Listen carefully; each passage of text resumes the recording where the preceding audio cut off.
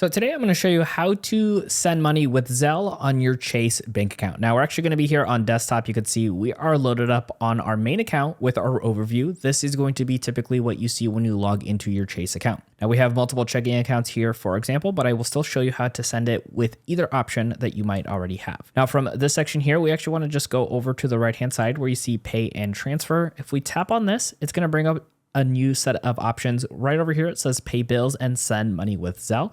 Let's go ahead and click on this option here. Now from right over here, it's going to take us to the pay section once you clicked on that option we just showed you.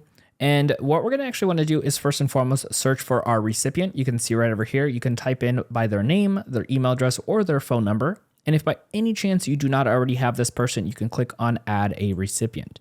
And in this section, you can go ahead and give them a nickname and toss in at least their email address or their phone number. You do not need both, just one or the other. And once you go ahead and add that recipient, you can come back over here to this section here and go ahead and search for your recipient, which we're going to go ahead and do next. All right, once you find your recipient, this little box is going to show up right over here for you. And you're going to see an option over here that says pay.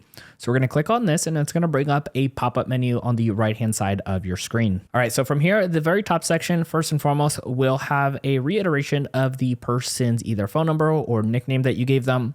And then it will let you know they are registered as whichever their legal name is, just to be verified on there.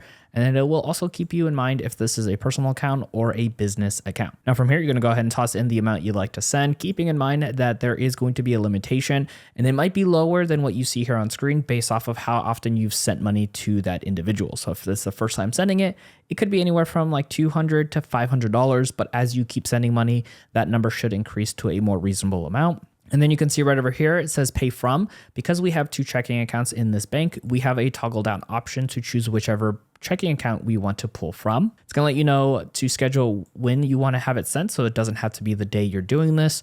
And then of course you could put an option for a message so that way you're aware if you need to reference back to it, what that reasoning is for. So for this example, let's just go ahead and say we're sending $150 and you see the next button now is highlighted to go ahead and get that money sent over to this person. Now keep in mind that that money will pull from your account pretty instantly, and within just a couple of minutes, it should send it over to that other person, being that if it's over 1,000, it tends to be a little bit longer of a time frame to have it sent over. Now there's more to show you when it comes to utilizing your Chase bank account, and we got you covered here. Check out our next video on screen to keep on learning.